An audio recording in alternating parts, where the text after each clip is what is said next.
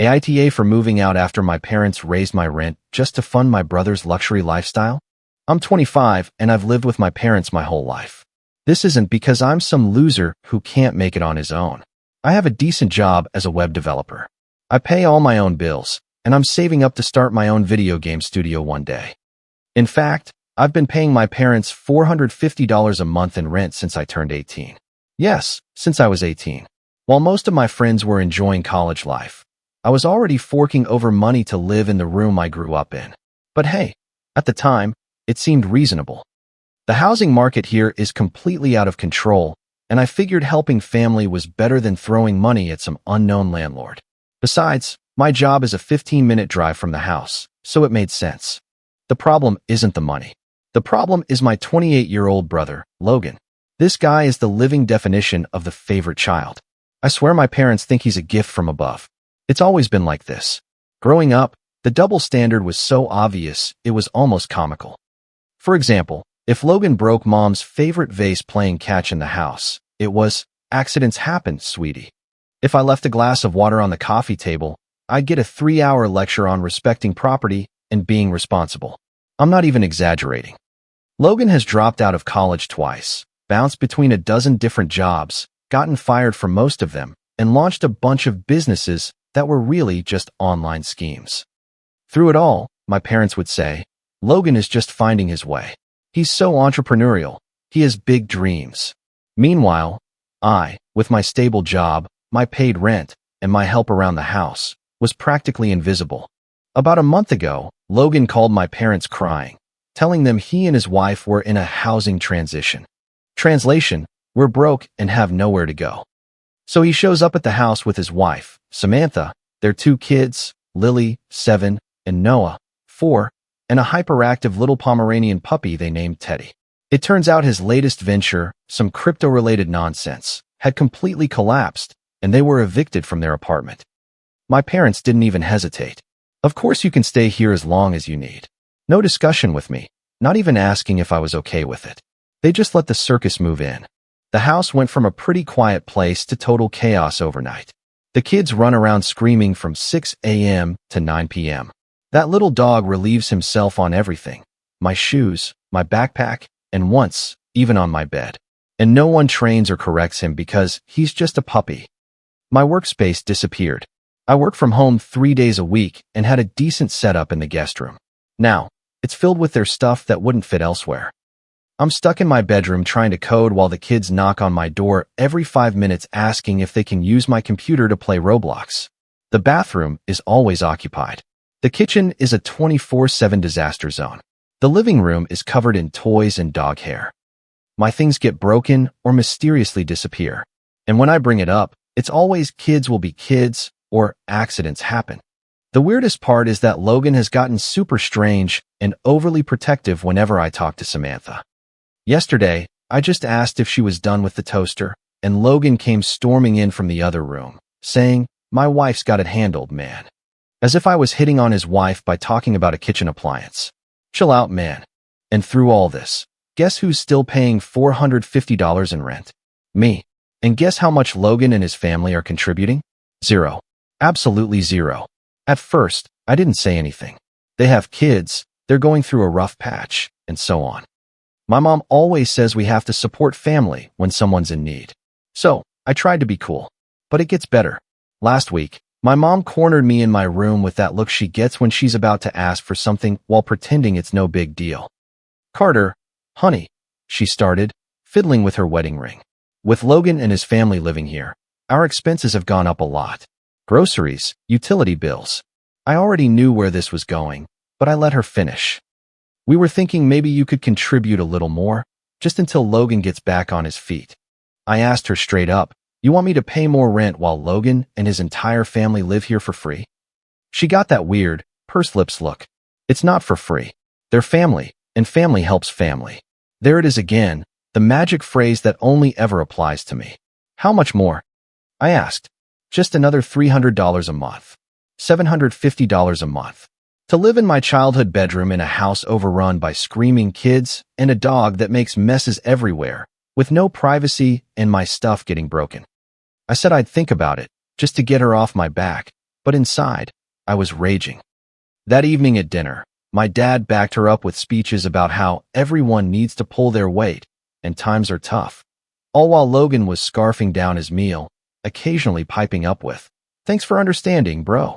And the icing on the cake, my mom casually announced that Logan and Samantha were going out on Friday for a date night, and that I would be watching the kids. I wasn't asked, I was told. "I have plans," I said, even though I didn't. "What plans?" my mom demanded, as if I needed her permission to have a social life. "Just plans." Logan chimed in. "Come on, man, we haven't gone out in forever." The kids love their uncle. Everyone stared at me until I caved. Fine. Friday night came. Instead of playing the new game I'd been waiting weeks for, I was chasing two hyper kids and a little dog. They said they'd be home by 10 p.m. They rolled in at midnight, both of them clearly having had a few drinks, without so much as an apology. And while I was busy with the kids, Teddy left a nice, steaming surprise in my room. I stepped right in it on my way to bed.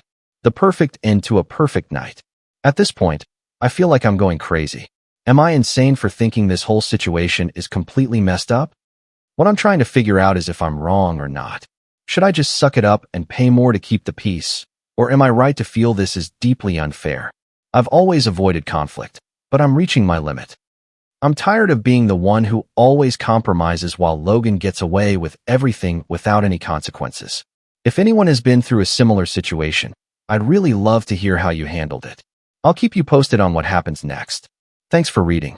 Update 1. Hey everyone. Thanks for all the comments on my last post. I didn't expect so many people to relate to the family mess I'm in. Anyway, things have gotten even worse since then, if you can imagine. After the babysitting fiasco, I was still on the fence about what to do. Yes, the situation completely sucked, but moving out felt like a huge step. Apartments here cost a fortune, and I'm trying to save for my video game studio dream. Plus, leaving felt like letting my parents win. I don't know if that makes sense, but it felt like admitting defeat. But then, a few things happened that pushed me over the edge.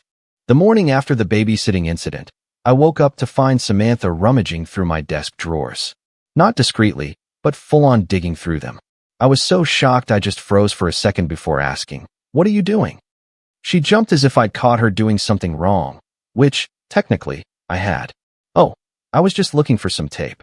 The kids want to do a craft project. There's tape in the kitchen drawer, where it's been for, 20 years. "Well, I couldn't find it there," she said defensively. Before I could say another word, Logan appeared in my doorway, as if he has a radar for whenever someone might question his wife's actions. "Everything okay in here?"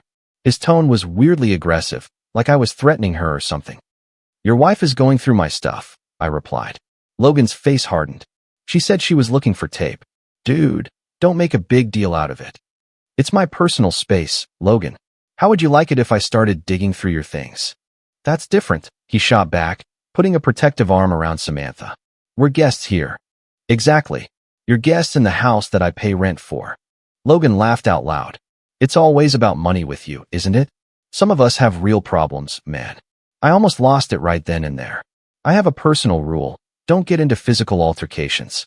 But Logan was seriously testing it. So I just turned and walked away before I said something that would make family dinners even more unbearable.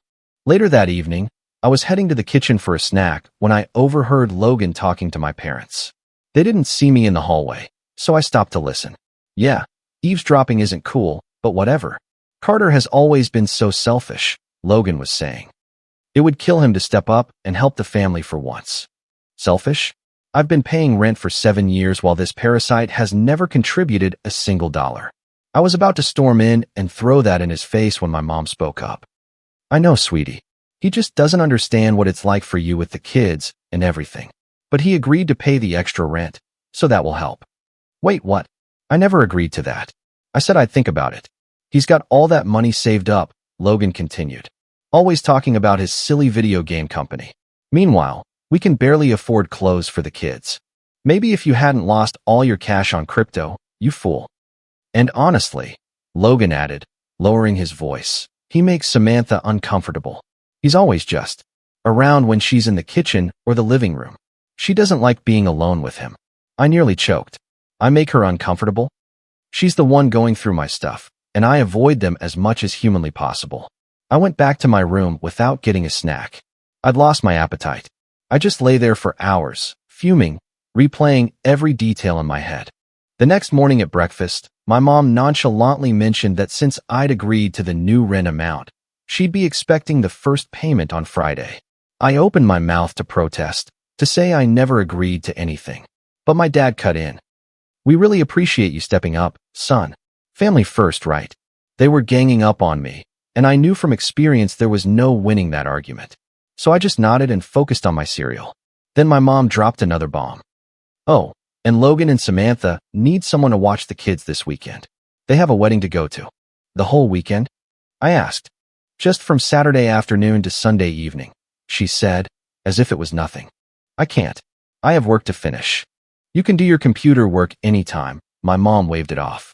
"The wedding is only on that specific date." "Yeah, man," Logan added. "Don't be so selfish. It's not like you have any real plans. How would they know what plans I have?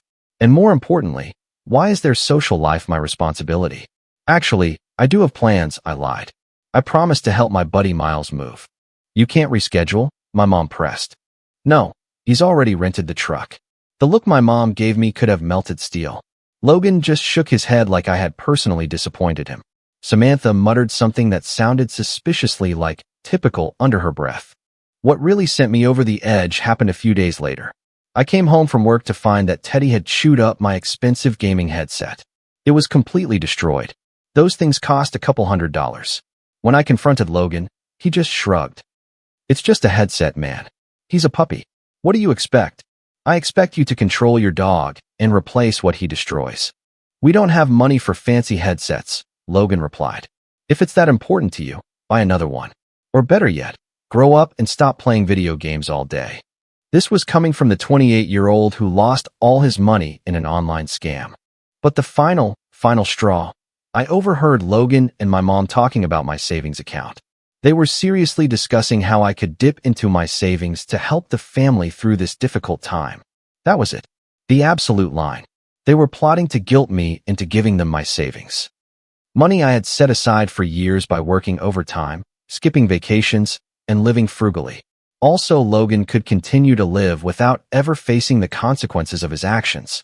I went back to my room, opened my laptop, and started looking at apartment listings. I was done. I didn't know how I was going to manage it, or where I was going to go. But one thing was clear. I couldn't stay in this house another month with people who saw me as nothing more than a walking ATM. That night, I didn't sleep a wink. I just lay there, staring at the ceiling, my mind racing. Should I confront them? Try one last time to reason with them?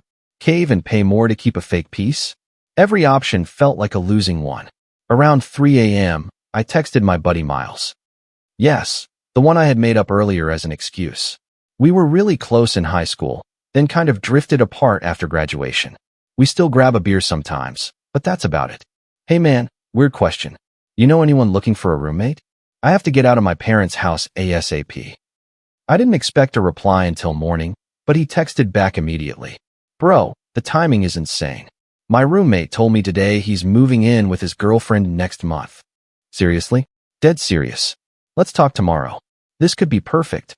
I finally fell asleep after that, feeling like, for once, the universe was giving me a break. I met up with him the next day after work. His apartment is nothing fancy, a basic 2-bedroom in a decent neighborhood about 20 minutes from my job. But it was clean, quiet, and most importantly, free of my family.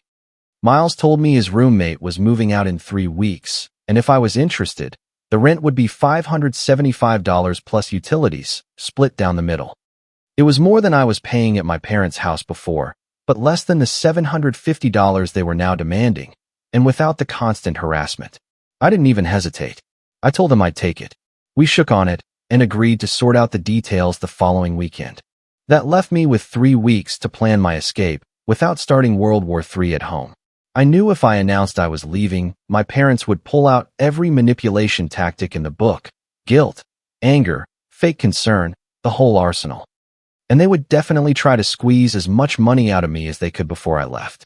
So, I decided to go into stealth mode. Operation Get the Heck Out was officially a go. First step, cover my bases. I called my bank and changed all my passwords and security questions. I switched all my financial statements to paperless delivery. If they were seriously considering going after my savings, I wasn't taking any chances. Next, the physical escape plan. I couldn't just pack everything up at once without raising suspicion. So I started with the things no one would notice. Books from my shelves, winter clothes from the back of my closet, spare computer hardware. Every day, I'd load a small amount into my car before work, then drop it off at Miles's place on my lunch break or after work. His roommate, Ethan, was cool about it and let me store boxes in the living room until he moved out. Thank goodness for decent people, right? The hardest part was keeping a straight face around my family, pretending everything was normal when all I wanted to do was tell them exactly what I thought of their behavior. Logan continued his usual act as the perfect spoiled child, strutting around the house like he owned the place, letting his kids and that little dog destroy everything in their path. Speaking of the dog, Teddy almost blew my cover. He started following me everywhere, yapping his head off whenever I took things out of my room. I started keeping dog treats in my pocket to quiet him down. I felt like I was in a heist movie. There was one major panic moment when Lily, Logan's 7-year-old, saw me loading a box into my car. "What's in the box, Uncle Carter?" she asked, appearing behind me like a kid from a horror movie. I nearly had a heart attack. "Just some old stuff I'm donating," I lied. "Can I see?" "It's just boring adult stuff, old papers and books." "Can I help you carry it?" "Not today, champ. I have to get to work." She looked disappointed, but thankfully, she ran off to play. The attention span of a goldfish sometimes, which worked in my favor. Meanwhile, my parents kept up the pressure about the extra rent. My mom would casually bring up bills and expenses whenever I was in the room. My dad started giving me the silent treatment when I didn't immediately hand over the extra $300. The best part was Logan. The guy had the audacity to lecture me on financial responsibility one night. "You know, Carter," he said, sprawled on the couch while I was trying to watch TV. "When you have a family of your own one day, you'll understand that sometimes you have to make sacrifices." The irony was monumental. Fascinating, coming from a 28-year-old who lives with his parents for free. I shot back. "It's a setback, man. I'm going through a tough time. The crypto market is volatile." "The crypto market is a risk, and you fell for it. Twice." He stomped off in a huff. Small victories. Then came another wonderful family meeting. One evening, my mom called everyone into the living room. Me, my dad, Logan, and Samantha. The kids were already in bed, thankfully. "We need to discuss the rooming situation," my mom announced. "The children are growing, and they need more space." I immediately had a bad feeling about this. "We think they should have their own room," she continued. "Carter, since you work so much anyway, we figured you wouldn't mind the kids taking your room. You could set up in the office in the basement." The office is actually a converted storage closet with no windows and a futon older than I am. Plus, it's right next to the laundry room, so you hear the washing machine at all hours. "Absolutely not," I said before I could even stop myself. Everyone looked shocked, like they couldn't believe I'd refuse such a reasonable request. "It would just be temporary," my mom said, "until Logan and Samantha get back on their feet." "And when is that going to be exactly?" I asked. "They've been here for a month with zero progress toward leaving." "I'm applying for jobs," Logan protested. "Oh yeah? Because all I see is you playing Xbox and complaining about your life." "Boys, that's enough," my mom intervened. "Carter, this would really help the family out." "No," I cut her off. "I pay rent for my room. I'm not moving into the basement so Logan's kids can have my space. That's final." A heavy silence fell over the room. My dad looked uncomfortable. My mom looked like she was about to cry, her favorite manipulation tactic. Logan was glaring at me like I'd just kicked his dog, which, I have to admit, had crossed my mind. Finally, Samantha broke the silence. "I just find that incredibly selfish. Those poor children are crammed into one little room while you have all this space to yourself." I almost laughed. "You know what's selfish, Samantha? Showing up with your whole family at someone else's house and then acting like you're entitled to even more of their space." She gasped as if I'd offended her deeply. Logan jumped up and got in my face. "Don't you talk to my wife like that." "Or what?" I shot back, standing up too. I've got a good 3 or 4 inches on Logan, and I actually go to the gym. Unlike him, he backed down pretty quick.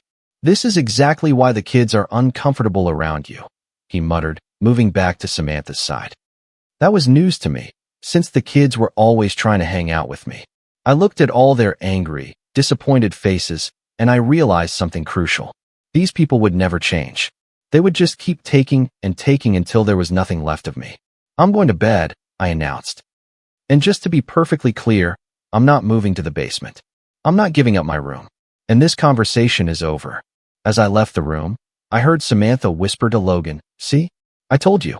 He's always been the problem." That night, I finalized my plans. I texted Miles and asked if I could move in early, maybe crash on his couch until his roommate officially left. He said yes. Operation Get the Heck Out was entering its final phase. No more Mr. Nice Guy.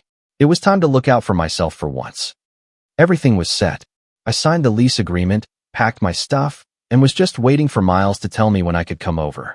I know it's going to cause a huge amount of drama, but honestly, I don't care anymore. I have to do what's best for me, and staying in that house clearly isn't it.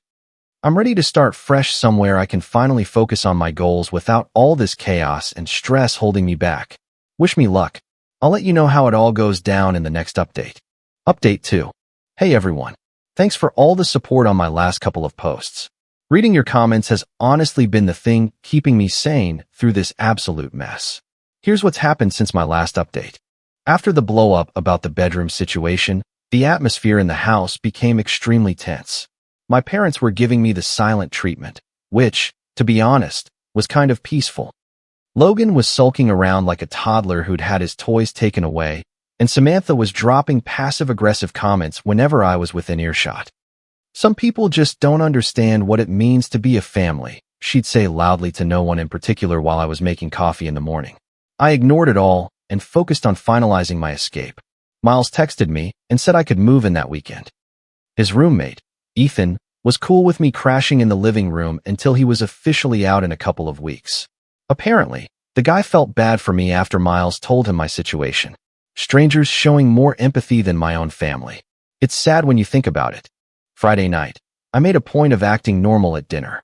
I even offered to do the dishes afterward, which surprised everyone. My mom kept looking at me suspiciously, like she was trying to figure out my angle, but I just smiled and said I was in a good mood about something at work. They bought it. Once everyone was in bed, I packed up the last of my essential stuff. My laptop, remaining clothes, toiletries, chargers, all the day-to-day things.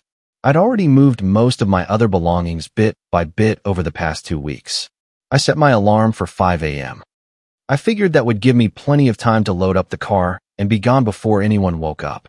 Logan and his family never get up before 9 a.m. on weekends, and my parents are usually up around 7:30. Of course, Teddy, the little dog, almost ruined everything. My alarm went off. I got up quietly and started carrying bags out to my car when the little fur ball went ballistic, barking and jumping all over the place like I was an intruder. I panicked for a second, sure he was going to wake everyone up. I tossed him one of the treats I'd been using to bribe him. Yes, I planned for this too. But he ate it and just kept barking. The little rascal. I ended up just grabbing him and putting him in the bathroom with another treat. I felt bad for whoever would find him later, but you do what you have to do in those moments. I got everything loaded into my car in record time. My hands were shaking the whole time, partly from the early morning chill, partly from the adrenaline of finally escaping. I stood in my room one last time, looking at the empty shelves and bare walls. It was weird. I'd lived in that room for almost my entire life, and I had good memories there before everything went sideways. For a split second, I felt that nagging doubt. Was I making a mistake? Would I regret leaving like this?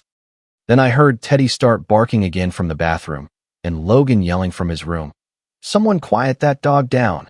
Nope, no regrets. I thought about leaving a note, but what could I say that hadn't already been said?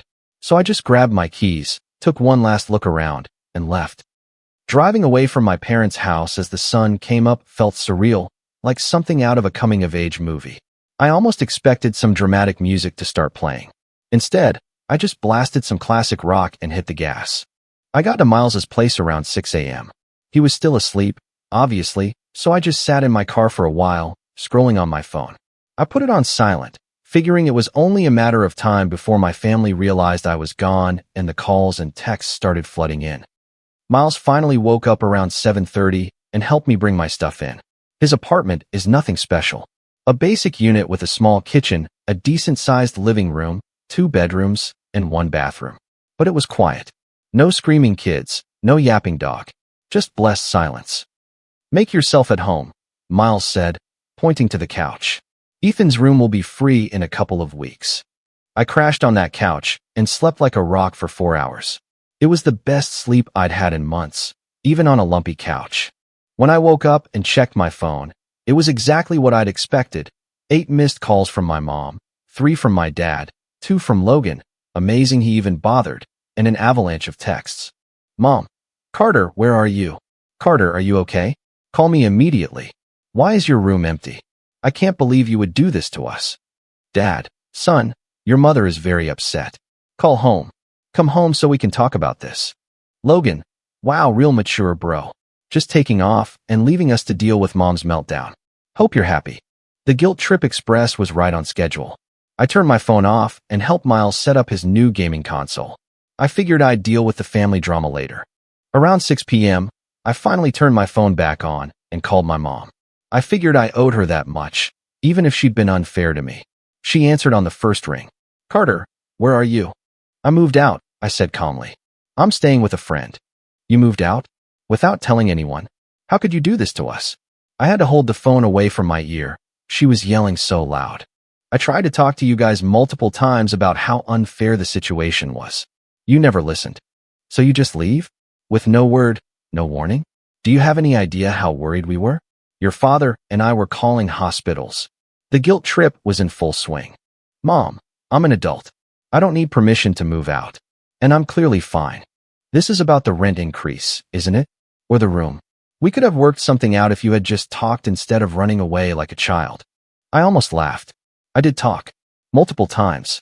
You ignored everything I said and just kept demanding more. More money, more space, more sacrifices from me while Logan gave nothing. Your brother has children, Carter. He's going through a hard time. And I'm sorry about that, but it's not my job to provide for his family. I've been paying rent for 7 years while he's never given a dime. It's not fair, and you know it. Life isn't fair, she shot back. Family is family. Exactly. But it's supposed to go both ways, Mom. I can't be the only one giving while everyone else just takes. She started crying, which almost broke my resolve. My mom's tears have always been my weak spot, but I stood my ground.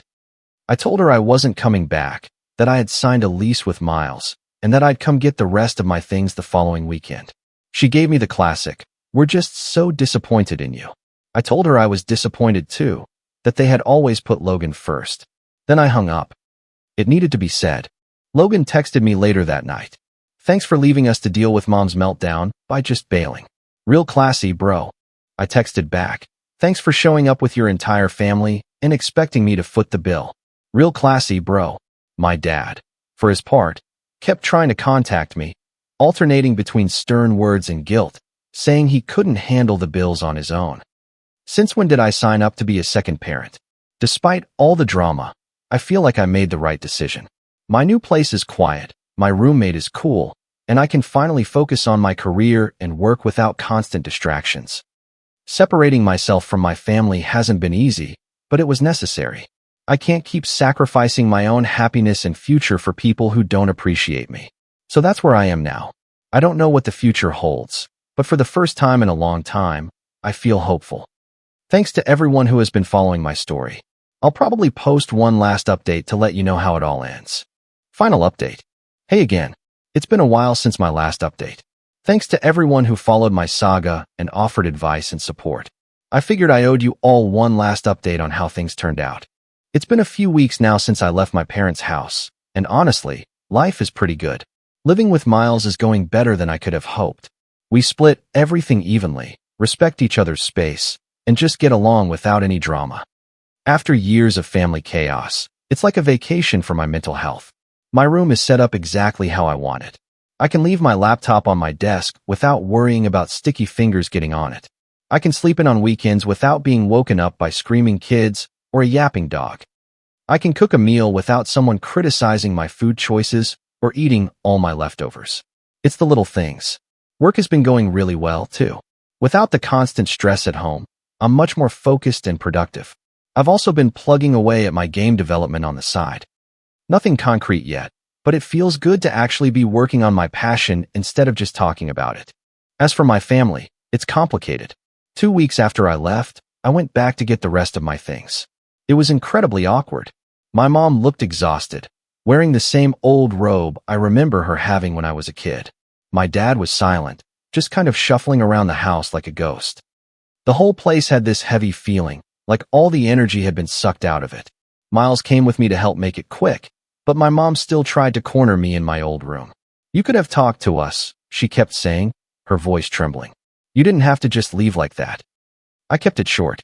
"I tried talking to you multiple times. You chose not to listen."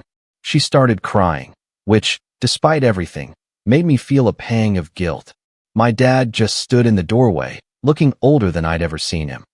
Neither of them directly asked me to come back, but the question was hanging in the air. There was a long silence from them after that. I thought I could finally breathe, but one evening, my dad called with an uncharacteristically humble tone. "Son, I know we've had our differences, but we need to talk, man to man." Against my better judgment, I agreed to meet him for coffee near my work. Neutral ground, a public place, seemed safe enough. The second he sat down, I knew it was a setup. He looked exhausted. He talked about how my mom was a wreck and how the whole family was falling apart since I left. I almost felt sorry for him, until he got to the real reason for the meeting. "Carter, we're in a tough spot financially." I just stared at him. "With you gone, we're short on the mortgage payment this month. So, you want me to keep paying rent for a place I don't even live in anymore?" "It's not rent," he corrected quickly. "It's just helping the family through a tough time. Once Logan gets back on his feet." "I'm going to stop you right there, Dad. I moved out because you were financially taking advantage of me while letting Logan live off everyone. And now you're asking me to keep paying when I'm not even there." "It's not about the money," he insisted. "It's about responsibility. Family obligation." "What about Logan's obligations?" I asked. "Why isn't it on him to step up?" My dad got defensive. "Logan has a family. He's going through a tough time." "He's been going through a tough time for years, Dad. I'm done subsidizing his lifestyle." That's when he dropped the bomb. "We need $800 this month, or we might lose the house." $800. More than they were asking for when I was living there. I actually laughed in his face. Not my proudest moment, but honestly. "No, Dad. That's not happening. Logan needs to get a job. You and Mom need to stop enabling him." He left looking dejected, and I felt a mix of guilt and anger. Part of me was worried they were really in trouble, but another part knew it was just more manipulation. The next day, Logan finally broke his silence with a string of aggressive texts. "Way to abandon the family when we needed you most. You're no brother of mine. Mom is having serious anxiety because of you. If she ends up in the hospital, it's on you. Dad is about to lose his job because of the stress. If that happens, don't be surprised if I show up to have a talk. My kids are asking where Uncle Carter went. Hope you're proud of making them cry. I'll be sure to tell them exactly who to blame." I blocked his number. Then Samantha tried. Her approach was more subtle. She sent a long message about how much the kids missed me, how Lily cried for me before bed, how they might have to move to a dangerous neighborhood if they get evicted. She was laying it on thick. "Maybe you could help out, just temporarily," she suggested. "For the kids." I wasn't falling for it. I replied, "Funny how no one was concerned about my financial well-being when I was being charged $450 in rent while Logan lived for free. Sorry, but this is no longer my problem." She replied with a long paragraph about how selfish I was. I blocked her too. Every time I shut one door, they just tried another, like they were incapable of just leaving me alone. A few days later, my aunt, my mom's sister, called. I rarely talked to her, so I knew immediately something was up. "Carter, what's this I hear about you refusing to help your parents with their mortgage? They could lose their house." It turned out my parents had been telling the entire extended family that I had financially abandoned them, and they were on the verge of eviction because of me. They conveniently left out the part about charging me rent for years while Logan contributed nothing.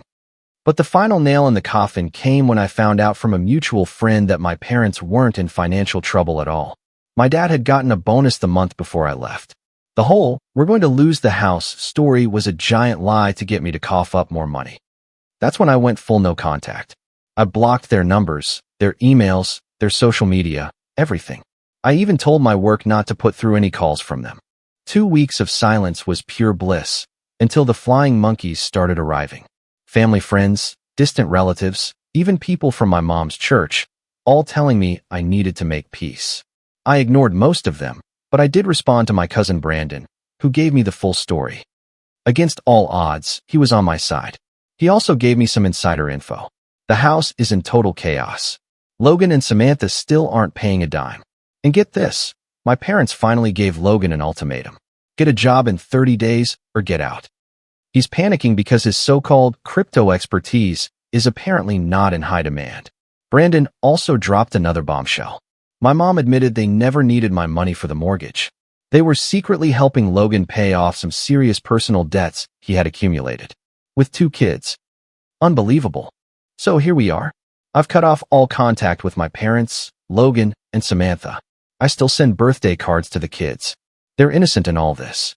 But as for the rest of them, that bridge has been burned to the ground. And honestly, I've never been happier. I'm actively working on my game development and have even started dating someone I met at a coding meetup. If you're stuck in a similar situation, here's what I've learned. Cutting ties isn't just an option, it's a survival tactic. Especially when it comes to family, because they know exactly how to manipulate you. Boundaries don't work with people who don't respect them. Sometimes you need a whole wall. Thanks to this community for giving me the push I needed to finally choose myself. Edit. For those asking about the game, I'm working on a small indie puzzle game in my spare time. Nothing revolutionary, but it's fun and I'm learning a ton. Dreams don't have an expiration date. Peace. Comment. Sometimes, the hardest thing we ever have to do is step away from the people we love to protect our peace. It takes incredible courage to realize that your value isn't defined by how much you can give or sacrifice for others. Setting a firm boundary isn't an act of cruelty, but a necessary step toward preserving your mental and emotional health. Please remember that saying no to toxic behavior doesn't make you a bad person, no matter what anyone else might say. True love involves holding people accountable for their actions rather than enabling habits that hurt everyone involved. You deserve a life where you can wake up feeling safe, respected, and free from constant anxiety. When you finally clear out the chaos, you make room for your dreams and passions to flourish. Healing is a journey, and choosing yourself is the first and most important step on that path. I hope this story reminds you that it's never too late to reclaim your space and build the future you want. Stay strong, trust your instincts, and remember to be kind to yourself first. If you like the stories, don't forget to leave a comment and support the channel by subscribing. See you in the upcoming stories.